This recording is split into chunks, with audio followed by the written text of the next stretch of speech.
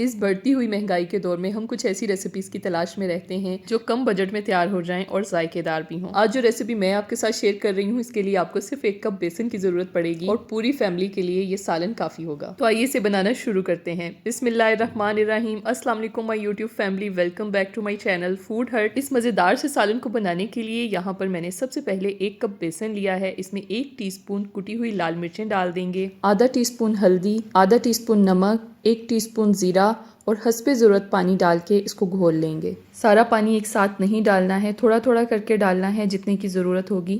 Mixture को बहुत ज़्यादा गाढ़ा नहीं रखना और ना ही बहुत पतला रखना है। इसको अच्छे तरीके से बीटर की मदद से या चम्मच की मदद से बीट कर लेंगे ताकि इसमें से बेसन की गुठलियाँ ख़त्म हो जाएं। इसके बाद इसमें हरा धनिया डालेंगे, इससे बहुत अच्छी खुशबू और जायका आता है। और ये देखें, बेसन का बैटर रेडी हो चुका है। ये इतना ही गाढ़ा चाहिए है, बहुत ज़्यादा पतला भी ना हो और ना ही बहुत ज़्यादा गाढ़ा हो। इसके बाद तवा या पैन ले लेंगे। अगर नॉन स्टिक पैन आपके पास है तो बहुत अच्छा है। उसके ऊपर ये मिक्सचर डाल के इस तरह से पतला सा चीला बना लेंगे। इसका चम्मच की मदद से इसको फैला लेंगे। इसकी पतली सी लेयर लगानी है आपने।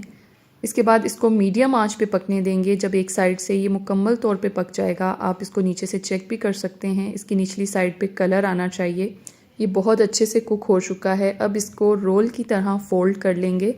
आपने इसको पैन के ऊपर ही रोल करना है और ये गरम गरम ही रोल करेंगे, इसको ठंडा नहीं करना है। गरम गरम फोल्ड करने से ये फ़ायदा होगा कि ये रोल चिपक जाएगा और जब बाद में हम कुकिंग करेंगे तो ये खुल के टूटेगा नहीं। इसी तरह से सारे बैटर के रोल तैयार कर लेंगे। इस बैटर में तकरीबन 3 से 4 रोल आपके तैयार हो जाएंगे। साइज़ पे डिपेंड करता है कि आप कितने साइज़ में बनाते हैं। इनको ठंडा करके कटिंग करेंगे तो बहुत अच्छी कटिंग होगी इनकी। और ये देखें, इस तरह से लेयर्स नज़र आएंगी इसकी। अब ग्रेवी की तैयारी कर लेते हैं। यहाँ पर मैंने 1 कप दही लिया है। इसमें 1 टीस्पून लाल मिर्चें डालेंगे, 1/4 टीस्पून हल्दी, 1 टीस्पून धनिया पाउडर, 1 टीस्पून या हस्बे ज़रूरत नमक डालेंगे क्योंकि पहले हमने बेसन में भी नमक डाला हुआ है। इसके बाद यहाँ पर मैंने इसमें 1 टीस्पून कसूरी मेथी का डाला है। कसूरी मेथी से बहुत अच्छा टेस्ट आता है ग्रेवी में, इसलिए इसको ज़रूर डालिएगा। इन तमाम मसालों को दही में अच्छे तरीके से मिक्स करके एक तरफ रख देंगे। इसके बाद यहाँ पर मैंने आधा कप ऑयल को गर्म कर लिया है। इसमें 1 टीस्पून जीरा डालेंगे, 1 टेबलस्पून लहसुन और अदरक का पेस्ट डालेंगे। इसको थोड़ा सा भूनेंगे कि इसका कच्चापन खत्म हो जाए। इसको कलर नहीं देना, इसको थोड़ा सा ही भूनना है। इसके बाद इसमें प्याज शामिल करेंगे। यहाँ पर मैंने एक बड़े साइज की प्याज ली है, इसे थोड़ा सा पानी डाल के पीस लिया है। अगर आप इसे चॉप करना चाहें तो आप चॉप करके भी शामिल कर सकते हैं।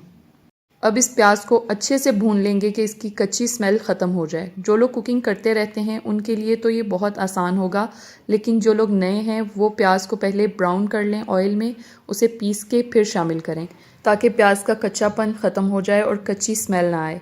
यहाँ पर मेरी प्याज बहुत अच्छे तरीके से भून चुकी है और इसका कलर भी चेंज हो गया है और इसमें से ऑयल भी नज़र आने लग गया है। इसके बाद जो दही का मिक्सचर बना के रखा था वो इसमें डाल देंगे।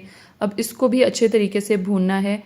दही जब पकना शुरू होता है तो इसके छींटे उड़ते हैं, आप इसको थोड़ी देर ढक के रख सकते हैं। इसके बाद जैसे इसमें थोड़ा पानी कम होगा तो आप इसको ढक्कन खोल के इसको अच्छे तरीके से भून लें और दही का पानी खुश्क कर लें। ग्रेवी वाले सालन में मसाले की जितनी अच्छी भुनाई होती है उतनी ही ग्रेवी अच्छी बनती है और खुशबूदार बनती है। अगर प्याज और दही को सही से ना भुना जाए तो इसकी कच्ची स्मेल सालन में से आती रहती है।